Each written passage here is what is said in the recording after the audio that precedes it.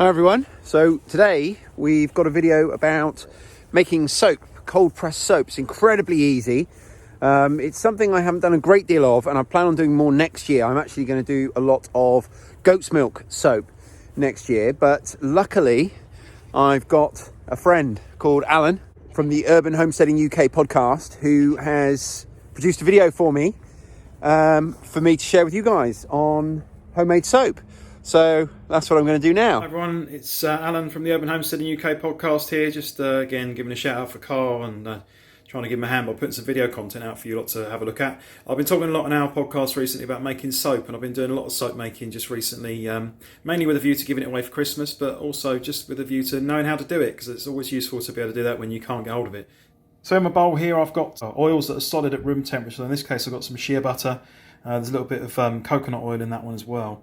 And the idea is that that's going to hold the soap bar together once it's actually made.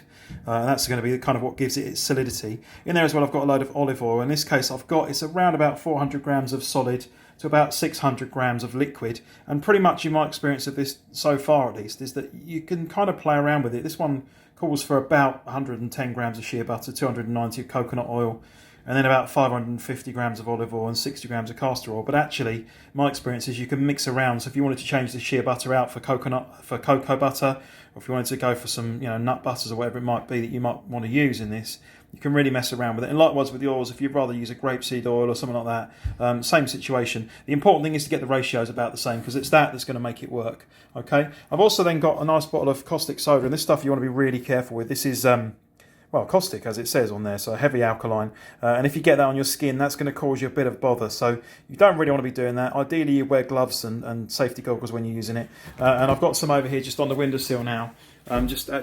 I've already started up, so I've got a little jug here, which you can see. And I've got to be careful because this is really hot and alkaline at the moment. There's 128 grams of the caustic soda granules in there into 240 grams of water. And important, I'm using gram measurements for the liquids here just to make sure we get accuracy. What I'm going to do now is leave that to cool. It gets really hot when you add the water into it, so if you can feel it now, it's really very warm, like holding a cup of tea to your hand. So you don't want to be putting your fingers in there or anything like that, and you need it to cool down before you can actually make soap. Additionally, what I want to do is to get this bowl of solid oils down into liquid oils, so I can combine them later on. So what I'm going to do is I'm going to stick that in the microwave, and I'm going to leave them to cool. And then when they've cooled, I'll come back and I'll show you the next step. Okay, well I'm back now, and I've left it a little while to let the oil and the lye cool down.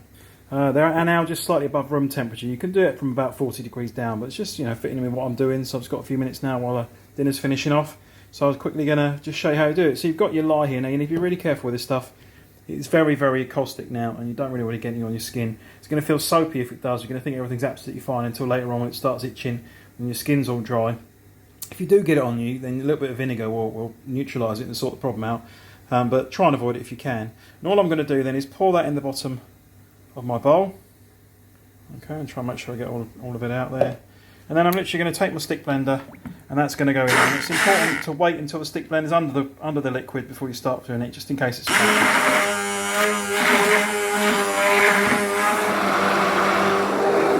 Now all I'm really doing here is trying to get it to come to what's known as a trace, which is basically when it's thickened to the point that it's going to get to.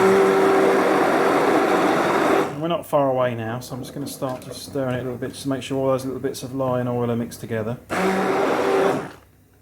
There we are. Now you'll know it's there because when you lift off the top of the thing there, you can see the stick blender coming up, and it's just leaving a little trace on the top there on the surface, a bit like a thick custard.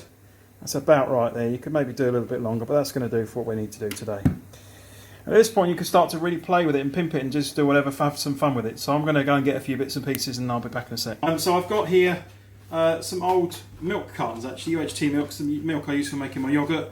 And I saved these cartons for moulds for this. And all I've done is take the top off. You can see I've taken the top out. Obviously I've removed everything that was there. There's a little thing where they pierce it, so I've taken that out.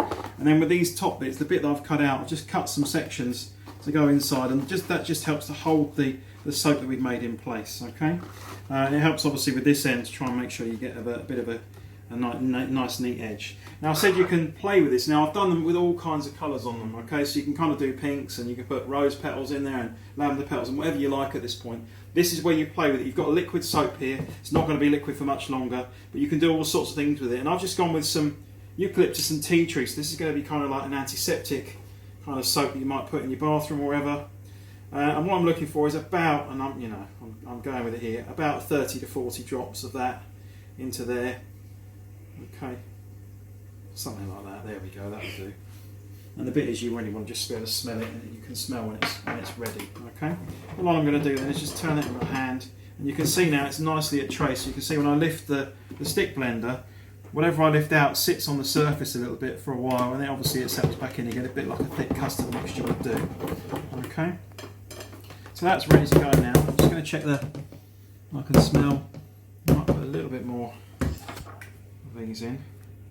It's important, whatever essential oil you choose to use, that you make sure use ones that are skin friendly. What we don't want to be doing is putting anything in there that's going to stain people's skin or cause any kind of irritation. So when you're looking for colourings, you want to make sure you're buying specific soap colourings. But other than that, this is pretty straightforward and pretty easy. I'm quite happy with that colour for my basic sort of standard soap.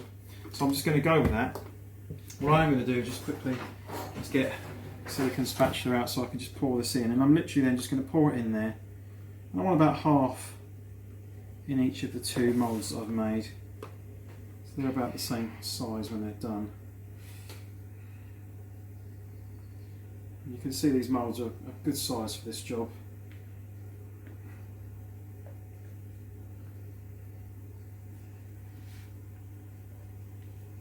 I'm not trying to make anything especially pretty here. You can do, obviously you can top it off. I've made things with cocoa beans and coffee beans ground up on the top before, rose petals on there, whatever you want to do. I'm just going to go for a really bog standard one today, just to give you an idea of how it can be done. And that's a really good starting point for soap making, really simple recipe. I would say that the recipe that I use has been adapted from one on the Lovely Greens website. So if you want to get on there and have a look at that recipe, that's a good place to start. But there's loads of this is a cold pressed soap recipe. There's loads and loads of different ones out there. So just find one you like, give it a go. It's so simple, as you've seen. Anyone could do it. The one thing I would say about washing up, much easier once this stuff is dried out a bit. So leave it to dry and then wash it off, I would suggest, because that is, in my experience, that's significantly easier. But other than that, please get out there and have a go. As I said before, I've been Alan from the Urban Homesteading UK podcast. If you've enjoyed what I've been doing today, please do come and check us out. Please continue to support Self-Sufficient Hub and Carl and all the hard work he's putting in there. And I wish him a speedy recovery. Thank you. Bye-bye. So there you go. Thanks, Alan. I've just got to harvest some of these leeks now and take them in for our dinner this evening.